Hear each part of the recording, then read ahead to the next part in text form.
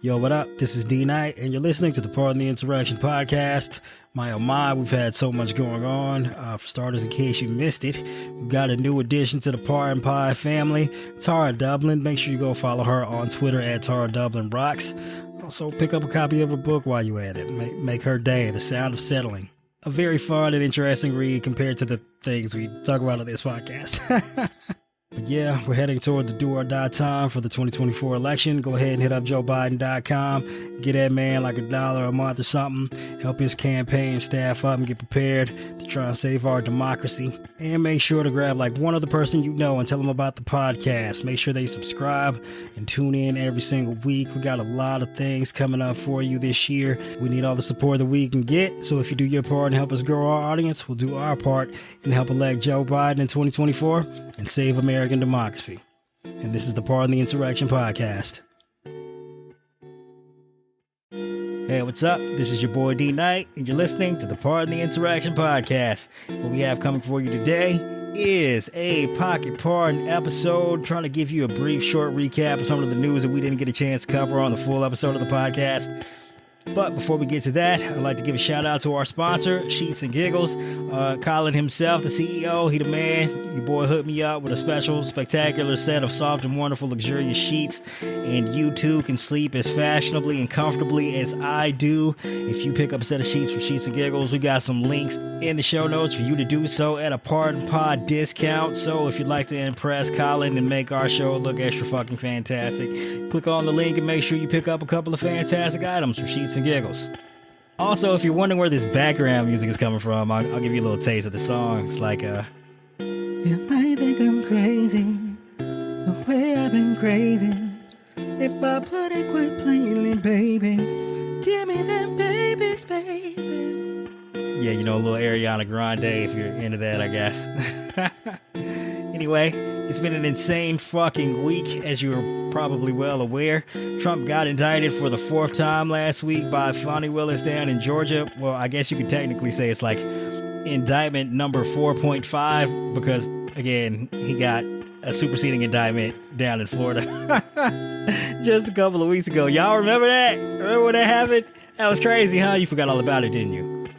I bet you damn sure did, because the news has been out fucking rageous here lately. There seems to be nonstop, totally bonkers, absolutely wild, and insane, unending cesspool of ridiculously absurd breaking news. I don't know. Did I use enough adjectives there? It's been wild. Wild, I tell you. So for starters, a couple of days ago, on The Beat with Ari Melber on MSNBC, he broke a new video from Roger Stone, who was having a documentarian film all of his criminal activities. I guess he's not a fan of The Wire. He missed that famous scene where, Stringer Bell was telling the kid, bro, you taking those on a criminal fucking conspiracy? Well, apparently Roger Stone was like, nah, I'm gonna do one better. I'm about to video a criminal fucking conspiracy. Thank you, sir. Kudos to you for creating very damning and egregious evidence to use in the prosecution against you in future upcoming indictments, because I'm sure there will be a number of them. So we'll go ahead and play an audio clip of that for you right here on the podcast and let you listen to that firsthand. Although state officials in all 50 states must ultimately certify the results of the voting in their state, the final decision as to who the state legislatures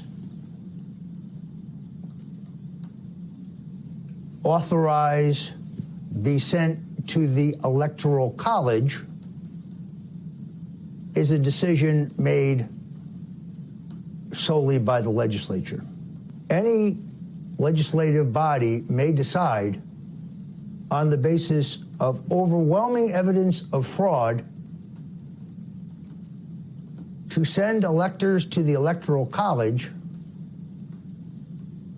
who accurately reflect the president's legitimate victory in their state, which was illegally denied him through fraud. We must be prepared to lobby our Republican legislatures by personal contact and by demonstrating the overwhelming will of the people in their state, in each state, that this may need to happen. Okay, well, that was absolutely fucking insane for a number of reasons. First of all, that video that the audio clip is taken from was recorded on November 5th of 2020, just a couple days after the presidential election, but a couple of days before all the votes were even fucking counted. So it's pretty damning evidence that the plot to overturn the 2020 election illegally was planned well in advance of actually even knowing the results of the election. Clearly, they had a plot to attack inefficiencies in the electoral college process before the votes were even counted. Ace job there, geniuses. This whole idea that you had evidence that the election was rigged, therefore you had the right to attempt to overturn the 2020 election, well, that goes up in fucking smoke because you were trying to do it before the votes were even fucking counted with no evidence whatsoever. None whatsoever. And this also goes along with the fact that Trump was indicted here recently in Georgia last week, along with 18 other co-conspirators and 30 more unindicted co-conspirators who were involved in a plot likely involving similar activity. I'm fairly certain that this particular audio clip will go a long way in furthering the likelihood that a number of those co-conspirators cooperate with Fonnie Willis's investigation, and likely Jack Smith's, because I imagine more federal indictments are coming as well. I do recommend that you also pull up the video itself, and in the video you can see that Roger Stone has a sticker on his laptop that says, "What would Nixon do?" That's fucking hilarious for just the obvious reasons. Given that Watergate was about an attempt to rig the election before the ballots were cast, and all of the things he did thereafter to try and cover that up, including the Nixon tapes, and here we are with Roger Stone making a fucking tape. I mean, these dudes are so brash about the fact that they believe their attempt to overturn the 2020 election would be successful that they're like, yeah, we're not just going to do this in secret. We're going to film the entire fucking thing and make like TikTok videos out of it or something for the kids. Like, what the? This is insane, man. I don't know why. This is just, who would do that? But again, like the sticker says, what would Nixon do? Oh, this is also from an individual who has like a tramp stamp of Nixon's face on his back. Yeah, that's real. I'm not making that up. True to life. Like you can Google that. Roger Stone, Nixon tattoo. Woof, this guy. Man, I don't know what the fuck he was thinking. But I'm glad he was thinking it, because this is likely to get him indicted and be exhibit number 1 at trial, along for him and a number of co-conspirators, I would imagine. And again, Roger Stone was closely associated with the Proud Boys and the Oath Keepers, a number of which who have already been convicted of seditious conspiracy. Individuals who were responsible with providing Roger Stone with protection on the days leading up to January 6th and the day of as well. So yeah, congratulations to that guy. He's about to hit the jackpot on the indictment lottery. His ticket's next, I would imagine. Jesus, man, the Stones on that fucking Stone guy. Also, that wasn't even the cheesiest video of the week, because apparently yesterday there was a video floating around on the internets and the news websites of one Kenneth Cheeseboro, famous for being the orchestrator and creator of the fake elector plot that Trump was using to attempt to overturn the 2020 election by sending those to the January 6th certification of the electoral college votes, the process by which Roger Stone was just referring to in that previous clip. So you might be asking yourself, what would a guy whose job in this particular plot was filling out the fucking paperwork for the fake electors and orchestrating those individuals to sign the documents in each state and send those to the Capitol so Mike Pence could vote on those in the certification. Like, what would that guy be doing at the Capitol on January 6th during the fucking attack?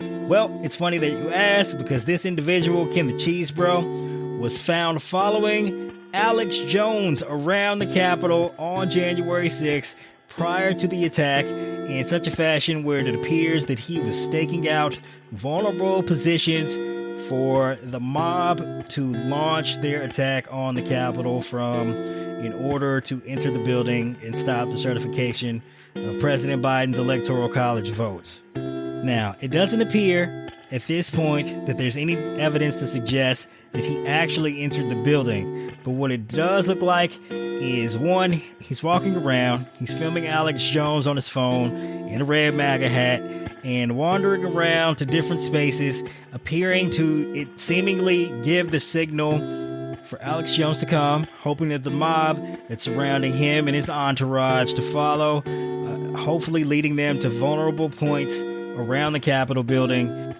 points where the violent mob, once riled up, can proceed to attack and create vulnerabilities and enter the building. Now, there's absolutely no legitimate explanation for an individual who proclaims to be, part of Trump's legal team and operating in good faith, providing legal counsel to Trump and his cohorts, to be at the fucking Capitol in the minutes before the attack on the building in Congress. Like, there's just no explanation.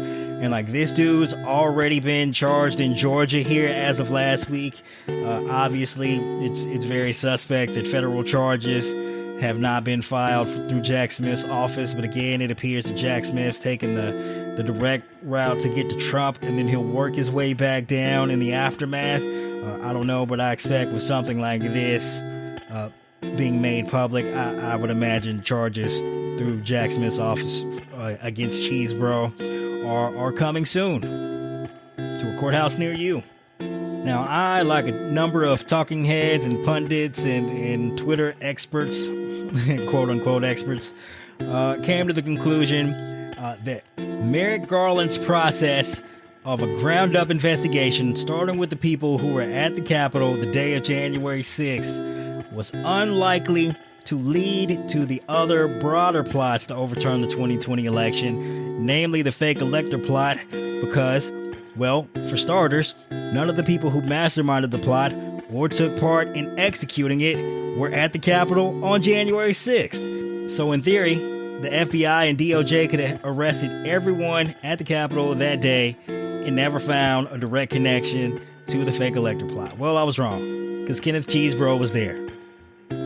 So yeah, my bad. Now again, given the late stage of this investigation, obviously it probably wouldn't have been wise to wait until that point, where you found Kenneth Cheeseboro in video of him at the Capitol on January 6th. But look, that's not what Garland did per se, because again, early 2021, Jeffrey Clark was already under investigation at DOJ, and there was a warrant to have his home searched and his devices seized in the middle of 2022, which obviously, to get that warrant took a lot of groundwork. I am absolutely certain before a judge signed off on that. Not to mention, Garland's office also seized John Eastman's phone and whatnot in 2022. So they were on their way working through all of the executive privilege claims and attorney-client privilege issues in court, likely for months before they even got to that point. So Garland was on it.